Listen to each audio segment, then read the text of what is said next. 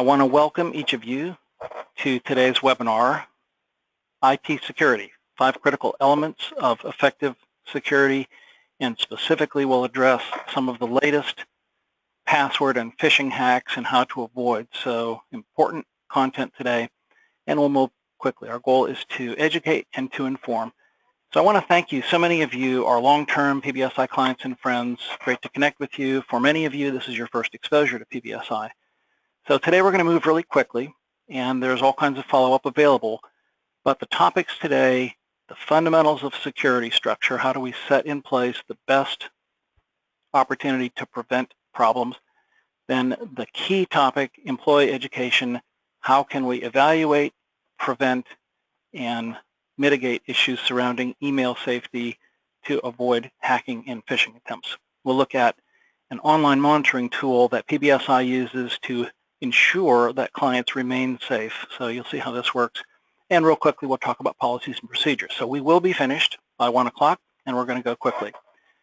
So for those of you who are not familiar with PBSI, we've been providing IT security and other IT services for 30-plus years in Ohio, Kentucky, and Indiana, and hundreds of businesses and healthcare practices, and lots of experience in working with various facets of IT.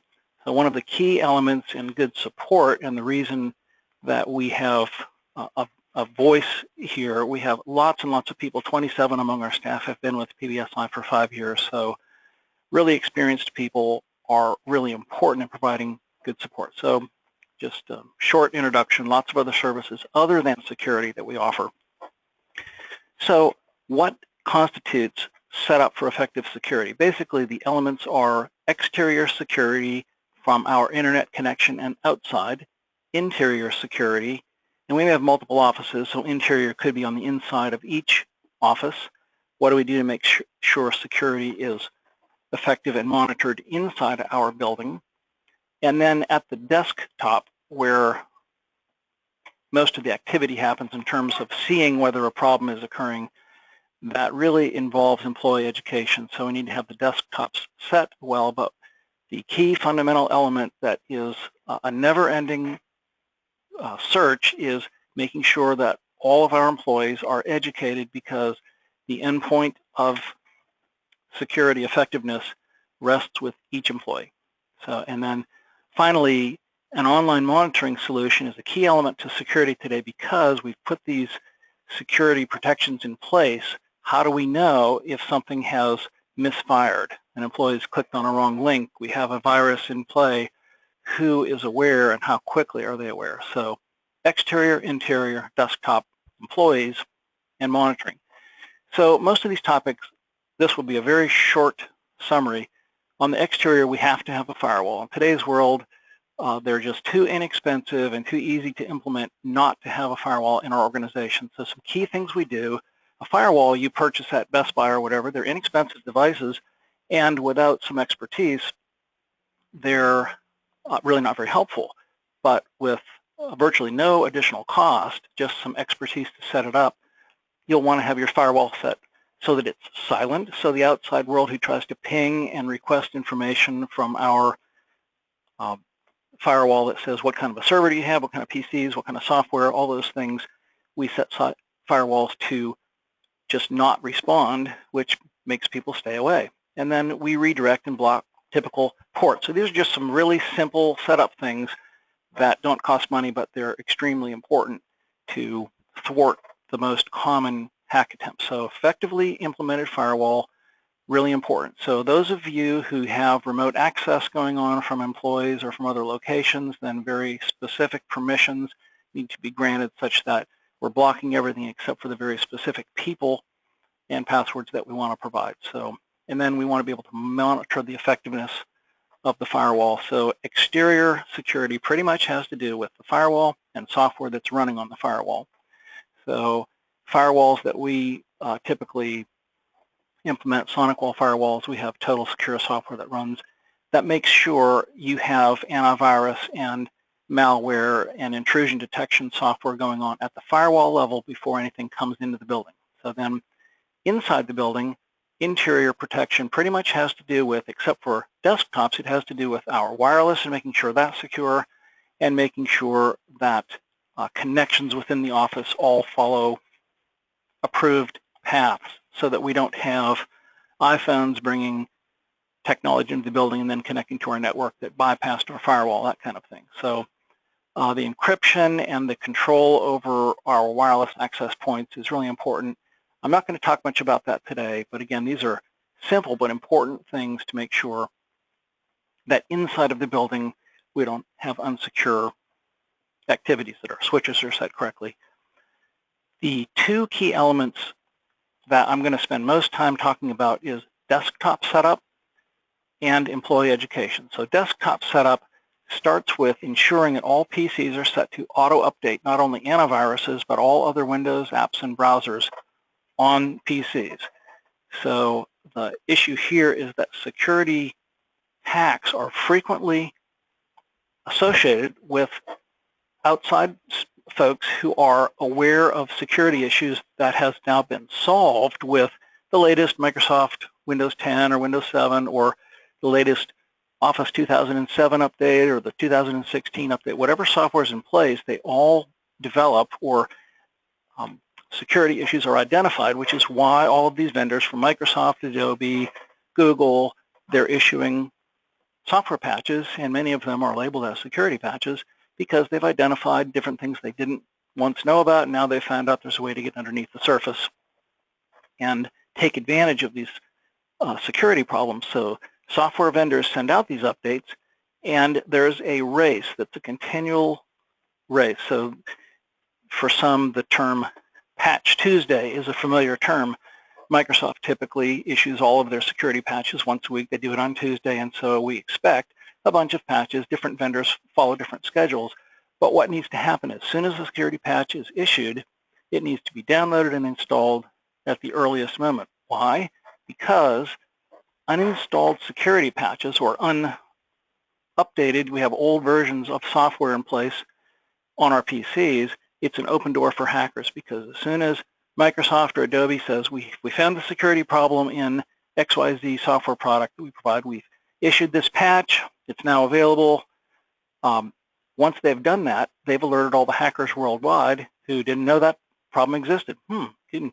This issue existed with Office 2007, and what do you know, we can take advantage of that. So as soon as the patch is issued, the hackers are looking for ways to exploit, and pretty soon they're sending out worldwide exploits looking for somebody who says, yeah, I have my PC, I'm reporting online, has Office 2007 of that version, and all of a sudden the software is installed, the malware is in place, and it's too late. If I install the software security patch after the malware already is in place, too late. So this is the reason that we need to make sure that as soon as patches are updated, they're installed. So many people don't know this. I'm in offices all the time where I see the prompt, do you want to reboot, do you want to install? And I'm thinking, yes, yes, yes, please. And people all over just are unaware. So this is a really important thing for employee education, to make sure that PCs are set to automatically update not just antivirus, but all software. So many of you know Edward Snowden, a now famous Russian expat, became famous, at least to me, when as a contractor for NSA, his job was in part to update software patches on PCs.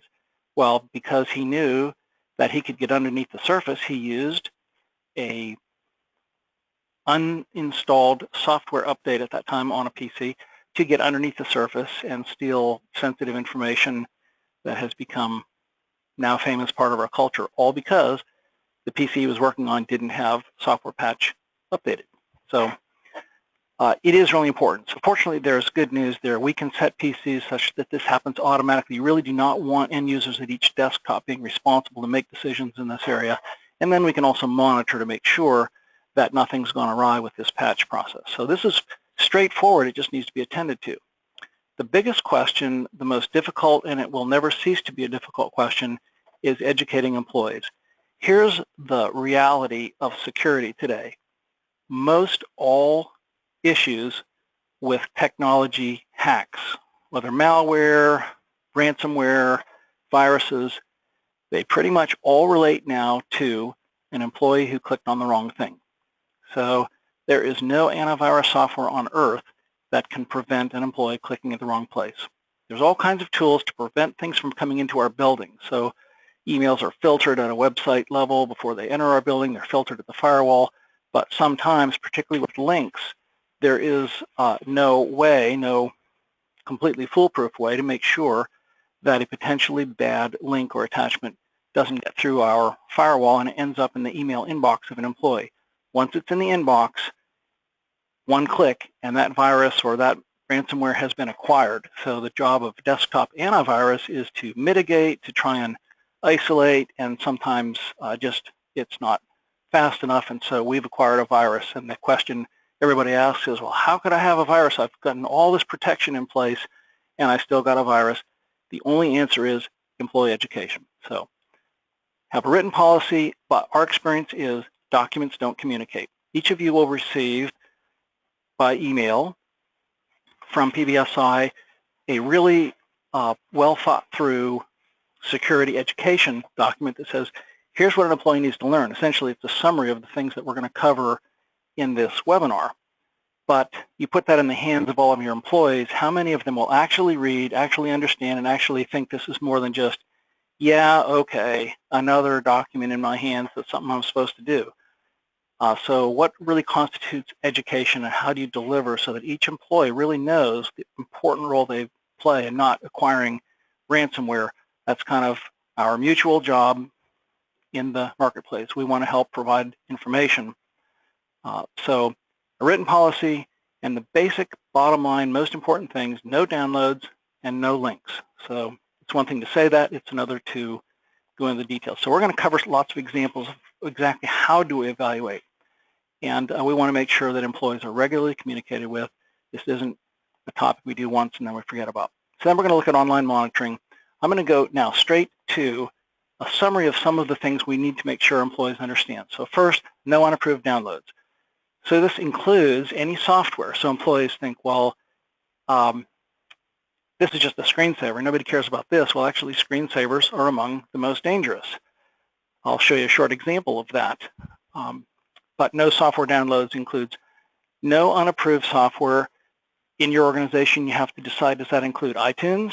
Does that include Facebook? Exactly what does that mean? So each organization decides, but basically the policy to me that makes sense is no software downloads of any kind unless it's specifically approved by my manager. So you may be a manager listening saying, well, if somebody comes to me, what am I going to do? I don't have any idea. Well, the answer is, unless you know, the answer is no. It's a security issue. It's not a productivity. We're not trying to prevent you from listening to music necessarily. The issue is it's a dangerous world out there, and it's not permissible in our organization to install something unless it's specifically been approved by the organization. So this will go a long way toward preventing difficulties. So attachments, the only safe attachment that you can know is okay is one that ends with .txt. It's a text file. So nothing can be done with a text file. Otherwise, especially executable programs or zip files or batch files or increasingly Word files, we'll talk about that, are very, very dangerous, and you have to really be cautious. So the term no doesn't necessarily mean absolutely no. It simply means the basic principle is no downloads, and the same principle applies, no web links. Web links are by far the most common, much more common than attachments, method of acquiring viruses and problems. So we're going to go through some real specifics about web links. How do we know what's okay and what's not okay? Securing my electronic workspace, visiting work-related sites only, setting my PC to auto-update all patches. And one important thing, if my PC is running slowly, so many times I hear, even within PBSI, well, that PC is slow because it's old. Well, not really. The PC didn't get slower as it got older. What happened is software was installed over time, the uninstall didn't work completely, so PCs got slower because there are unintended processes running. So it doesn't mean that it needs replacement. Sometimes it just needs evaluation. So if you have a PC in your office that's 7 years old and it's not running Windows XP, which is, there are no security patches, so it's not HIPAA compliant, it's not permissible security-wise to use Windows XP. But if you have, other than that kind of issue, a PC that's running slowly, if you're a PBSI client, call us, email us, have us take a look at that. We can do it online, and many times we can identify what it is that's causing the PC to run slowly, and we just saved you the cost of replacing a PC. So if you have a slow PC, think it's a dangerous PC. Maybe there is some malware running there. Okay, employee policies: never share my password, never ask for others, never share the organization's wireless password. There are more details we could cover about this. Of course, don't store written passwords. It's easy to say this, but we all know that it's difficult to handle password management today. I use a password manager called Dashlane. There are plenty of good solutions so that I don't have to write down passwords. I don't have to reuse passwords. We can help identify different methods of this, but basically these are the things that you just have to know. These are basic blocking and tackling as an employee, and most of these are not particularly problem areas for organizations today. Same thing with external communication. For a healthcare organization, we cannot use email or attachments to email to transmit protected health information. The same is true of Social Security numbers, or if you're a business owner submitting tax information to your accountants, you must encrypt it. So there are easy ways to do this, but we need to understand external communication. There is no such thing as secure email unless you've specifically made provision to encrypt it. And there's no standard solution in the field, not Gmail, not Outlook, not AOL, none of them will encrypt emails unless you specifically provide, make a provision for this, which usually means a small monthly fee. You're sending emails through an encryption service.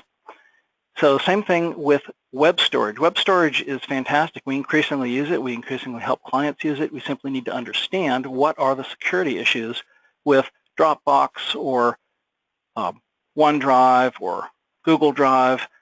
And bottom line, even though some of these are encrypted both in transit and at rest, we want to have policies that say we do not store secure information on those sites unless we've really carefully had approval and a process that's been vetted by security. So PBSI can help any client work through what is okay to store there, how can this be done, how can we secure individual components. So it's not that web storage isn't very, very good and helpful. It is. We just need to understand and have policies about what are we allowed to and not allowed to do with our organizational documents on web. Social media, straightforward, no PHI, unless you're interested in public information about private organizational matters. You cannot include iPhones, Androids, Facebook, no organizational information that goes through those areas. So these are very straightforward. What I want to dive into now are the specifics of email safety, because here's where most employees fail. So there are a couple of key principles. First, solicited versus unsolicited. So now I'm an employee, I'm receiving incoming emails, and I really want to know what is dangerous.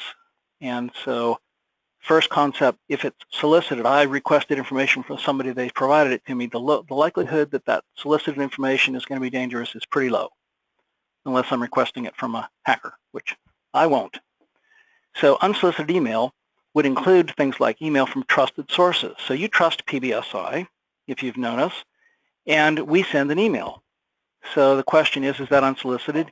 Yes, it is. If we send you a webinar invite, unsolicited. We send you a security bulletin, unsolicited. So a lot of email that you get is unsolicited. It's just from a trusted sender. But so particularly unsolicited email has to have a separate level of questioning. So you begin asking why. Why did I get this? Does this make sense? If anything starts rubbing up against our antenna filter that says, something about this just doesn't feel right, that's when we really need to stop and be very cautious. So is the communication coming at a certain time of day? Did it come at 3 this morning? Are there other recipients on the email that don't make sense? If I get an email from my daughter and it's to me and to 3 of my daughter's friends, I'm thinking, wait a minute, why would this be? And if the answer isn't really clear to me immediately, then I treat that as a suspicious email, which in fact it very well may be. So there are some things that we can do. So if anything seems amiss, we stop right now, and unless we really need to know this is possibly an important email from PBSI that I need to evaluate the content, then I just delete it. Now, a webinar invitation from PBSI, of course, would be at the top of your list, but honestly, our webinar invites are only for education, so delete them if you wish. We're attempting to help, like with this webinar today. So questions: do I know the sender? Is there anything amiss with their email address? So if you're familiar with the idea, right now my mouse is hovering over the word hover, but if I hover over the email address on an incoming email, with most email programs, Outlook and Gmail, the actual address, not just the name, but the address will display. And when I do that, if it's what I expect, fine. But if it's different than I expect, the email looks like it's from my daughter, but actually the address is different. It's a quick and easy source to say, that's a problem. So some things to look for. Is it too good to be true? It's an iPad for $55. It's free. I guess AT&T legitimately has a 2-for-1 iPhone thing going on now. But if I saw a 2-for-1, I would really be paying close attention, and I would not be clicking on that email. I'd be going to AT&T's site directly to assess whether this is really a valid offer from them. So any misspellings at all. It's amazing how frequently some things are misspelled in an email, or is indicating somebody who may not, English may not be their primary language, some verbiage that doesn't seem to be worded well. They're really important heads up, stop and pay attention items. So does the content make me curious? So who is trying to make me curious? Somebody trying to sell something. Click here for a great offer. But seriously, how important is that great offer? And will that really, you just need to ask the question, why am I being directed to click someplace to gain more information when they could have just told me the information in the email instead of making me click? So the question why is really important. If I say, why am I getting this? Why me? Why this offer? That's when we really stop. Okay, so antennas up. So some specific things: unexpected emails from trustworthy sources, UPS, FedEx, your bank, retailers that you do business with. It's interestingly, spammers will send things to people from Overstock.com or from Costco.com, just guessing that a pretty good percentage of people out there will have an account from them. So when you get an email from Costco.com that says special this weekend, click here for more details, you need to ask yourself, wait a minute. It's very possible Costco might send you that email, but just because you know the source, this is one of the most commonly used spam and ransomware and virus tactic is to make you think that the email is coming from a trustworthy source. So some current things we're seeing: confirm your IRS PIN number. If you've had a problem with a tax receipt that was, or a tax return where your Social Security number was violated, which happened to many, many people in the past couple of years, increasingly so, then you're familiar with the fact that IRS has offered you a PIN number. So they are not going to send you an email to get or update your PIN number by email. There are emails going around, your Apple account needs renewal, or you have to update your password on Apple. Could be lots of other vendors. Resumes. Interesting, this resume seems to be a tech salesperson. Wow, how did they know I was in tech, and how did they guess, well, that I might be looking for a salesperson to hire? Just be very, very cautious if it's not somebody who's giving you context that you know this is exactly what you'd expect. Word attachments are, right now, there's some really bad ransomware emails, and the word attachment is the primary delivery vehicle for the worst ones that have recently come out. So context, unusual colors, unusual formatting. So you may look at my PowerPoint slide and say, yuck, that's really horrible coloring, and I actually kind of agree with you. But with emails, there are, does this look like something that is, possibly out of the norm, where the word free is capitalized and bolded in a different color and so forth? Just it's context. So any request for confirmation information. If you're prompted for even the last four of something or your date of birth, just need to make sure we know who you are. A lot of times you'll get emails, we see these where they're saying, to improve your security, we're on the security topic and we need you to update X, Y, or Z. It's fine, they may be doing that, but you're much better off if you get that kind of an email. Don't click on that link. Instead, go to that website directly and see if that request is there to update information, and do it by the website, but do not do it by the link. So any click this link to learn more should make me question, wait a minute, why do I need to click this link? Go to the website instead. So just how to have our antenna up. So now we think everything seems okay, and I have a link in front of me that I think it's okay to click. What additional information am I going to look at? First, hovering over the link, it's really important. And what you're looking for is the link might say usbank.com, but the actual link address might be something, or amex.com, it might have .us.com. Well, that doesn't seem bad, except for, you know what, Amex doesn't have that as a part of their, so just looking for things that are unexpected, or extending or changing, putting some text in the middle of a link that really sends it someplace different, or at the end of a link. So paying attention to the link contents.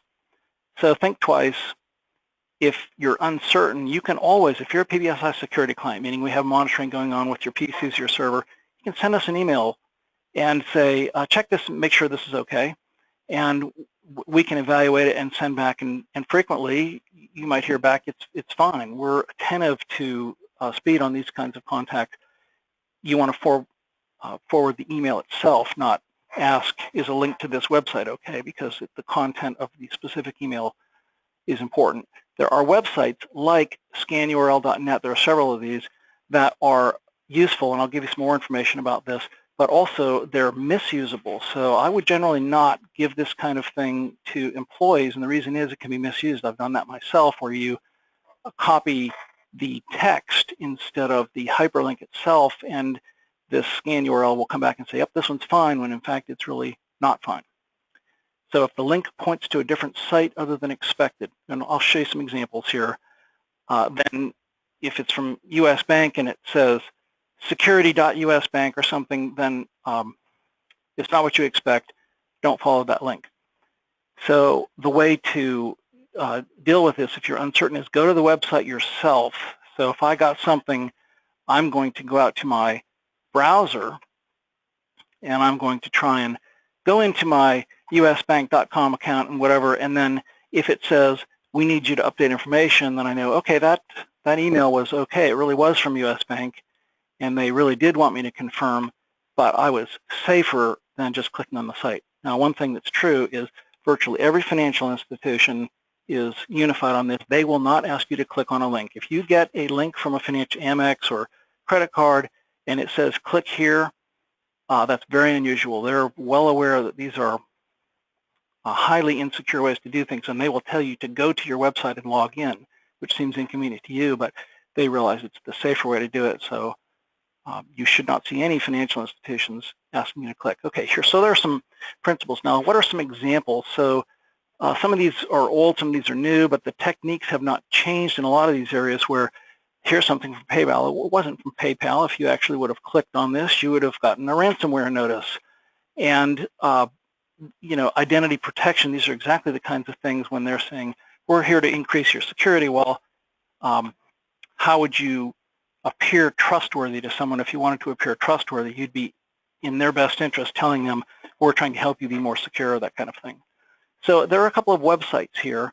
So you see how I hover over this link, and in fact, the link says scanurl.net.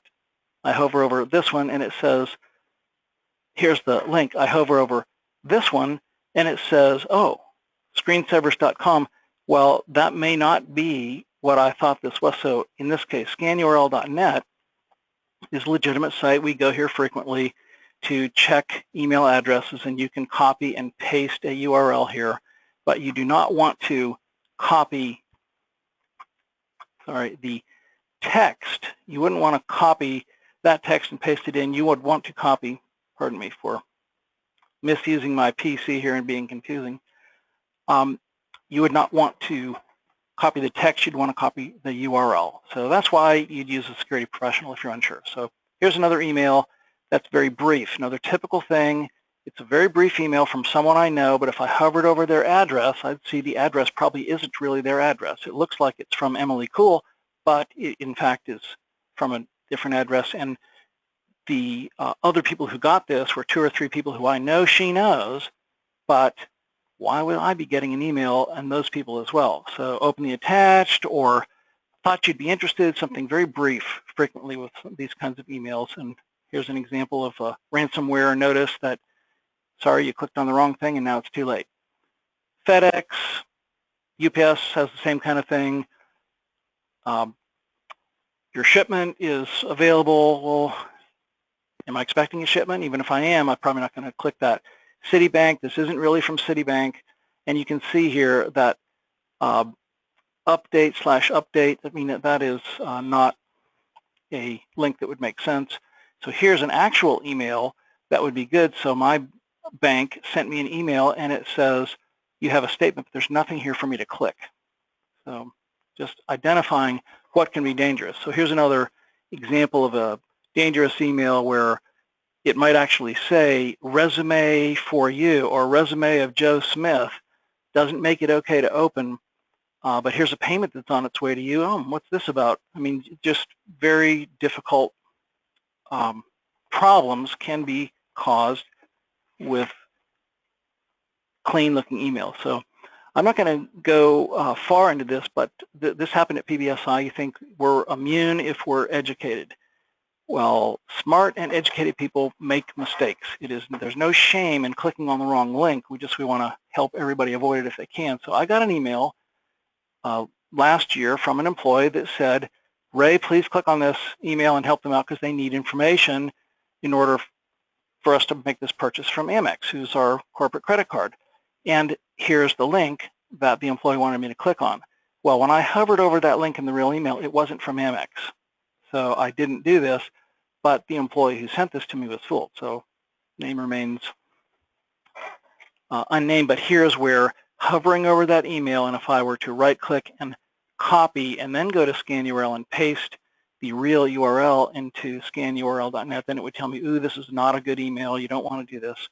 So in my case, a lot of times I just forward an email to our security administrator and say, is this email okay? And he does the work and sends it back to me. So as a client, you can do the same. Just forward an email to an address we give you at PBSI, and we'll evaluate it and send it back.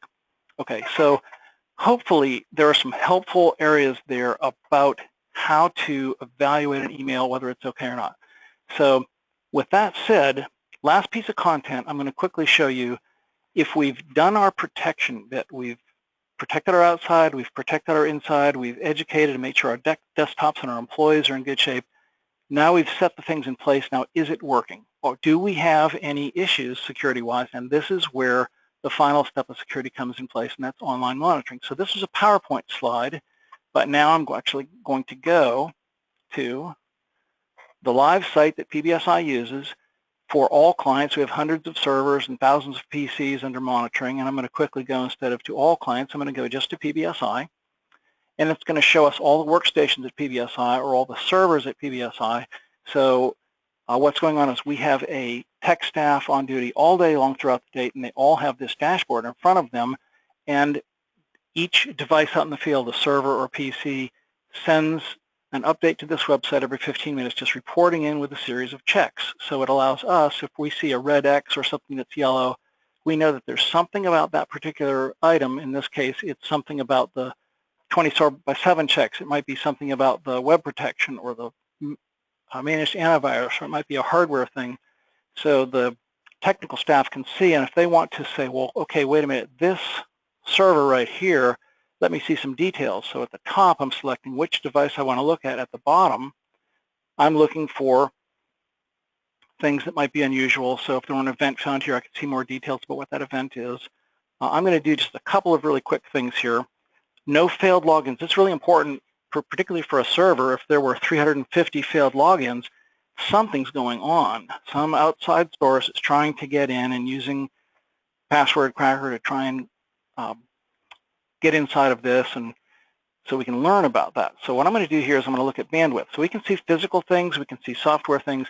This is actually the server that's directly connected to the firewall at PBSI, where we have actually multiple incoming and outgoing internet lines which are protected, but this tells me outgoing and incoming how our bandwidth looks right now.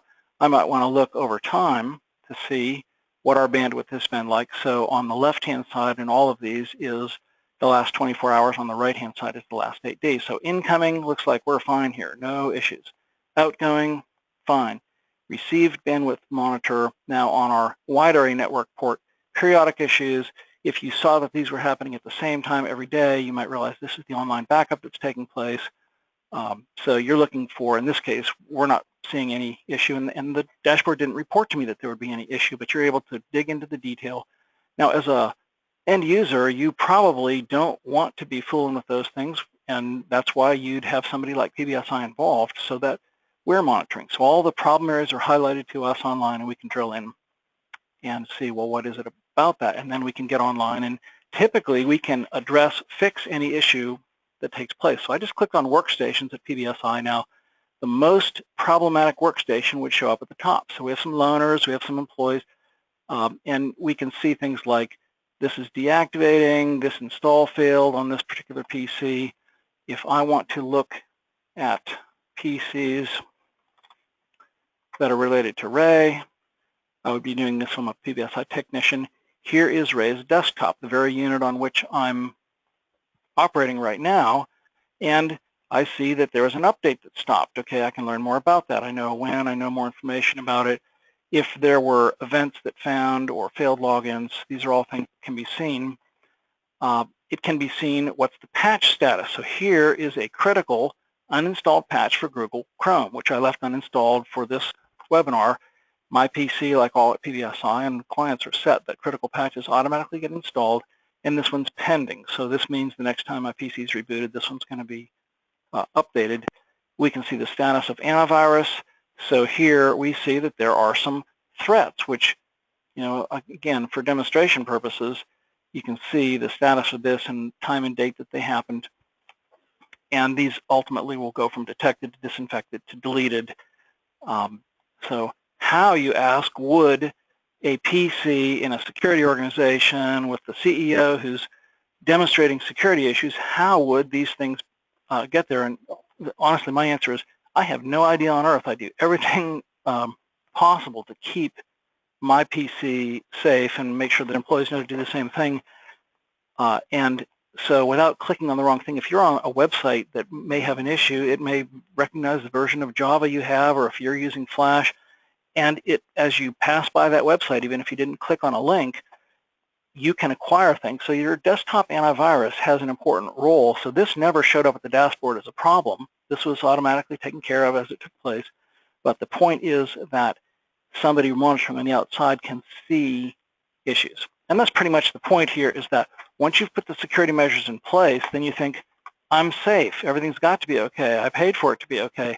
And the answer is that might be true, but if you don't have somebody looking at it on a regular basis, you will not know when a virus is acquired, because the employee at that workstation might not recognize the symptoms of their PCs running slowly, they're getting some weird messages. So here, somebody doing the monitoring. So PBSI is not the only organization in the world that can do this monitoring. If you have an organization doing your IT security separate from PBSI, then you'll want to have a conversation with them. Do you do this?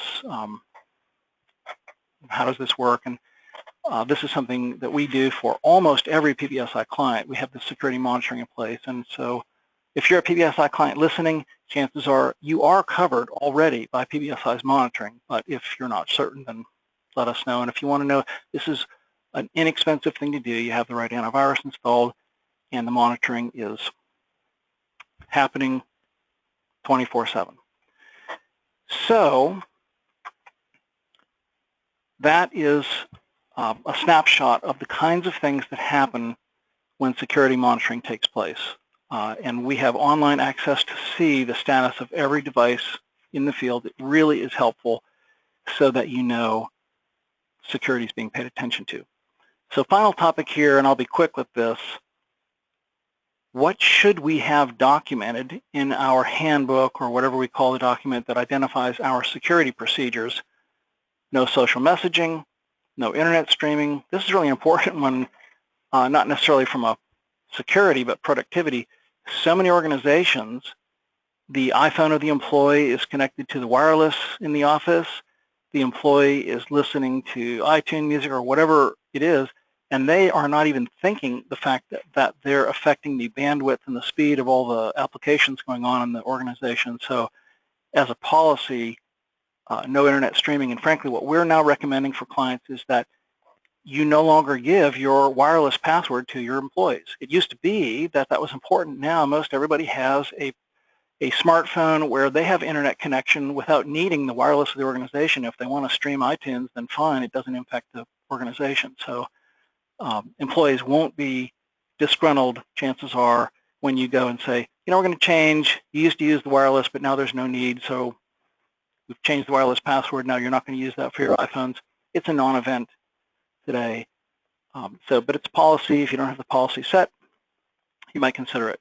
Same thing with wireless passwords. Do you have policies in place about destruction of documents, and that includes your hard drive and your copier? What are the policies to make sure that we're following good security practices? Do we have documented this idea of no unapproved downloads, links, antivirus? Do we have documented what the alert process is if you have unsupported software, if you see something on your PC? There are several software products that go into unsupported status, and we try to communicate with clients about these. If you have Vista, for example, you're finding that people aren't Microsoft Vista operating system, which came after XP, you're finding that websites are now rejecting your ability to search on their website because they realize with no security updates for XP or Vista, you're not permitted to be on their website because they cannot be assured that you have secured software on your PC. So these are things that documented policies are a good idea. What kind of documentation do we have about required remote access? It tends to be an uncontrolled area in a lot of organizations. That gets worse if the iPhones or iPads in use by employees are using the wireless internet from the organization. And then defining the handling of protected information, whether it's social security numbers or health information. These are just some ideas. So if you don't have these things covered, we do have sample templates for some of these security, actually the recommended policies. So if you want, just ask us. We're happy to forward at no cost examples of what documentation in the handbook might look like. So in summary, security, you're attending this webinar because you know it's important, it's critical, and we're no longer able to claim I didn't know. We have a responsibility to our organizations and to our employees to put effective security in place and to have it monitored. So the good news there, all of this is pretty darn inexpensive. This is not a major capital investment for most organizations, and it's simply a matter of putting the right tools in place. So if you're interested in information about online monitoring that we just looked at or assistance from PBSI in any of these areas, we're happy to help. Purpose today, though, is simply to inform. I hope this has been helpful. So you can call or email any of us directly. Here's my contact information, or just anytime you wish, email or call, we're happy to help. You will receive a very short summary of a set of questions. What kind of follow-up would you like? And any feedback you have, we'd appreciate just a couple of minutes to tell us what would you like to learn that we're not covering, what additional information do you have questions about, and you'll receive that when the webinar closes. So each of you will receive a document that is intended for employees, and you can use this copyright free. It is content created by PBSI. We continue to update it. That is intended to help employees know what can I do to avoid and to know what is safe when evaluating email. So each of you will get that. So I want to say thank you for your attendance, particularly many of you who I've known for years, and you've been clients in some of your cases since you didn't have gray hair. Your support is very much appreciated. I want you to know that. And so I'm now finished, and you're welcome to log off. Thanks for your attendance today.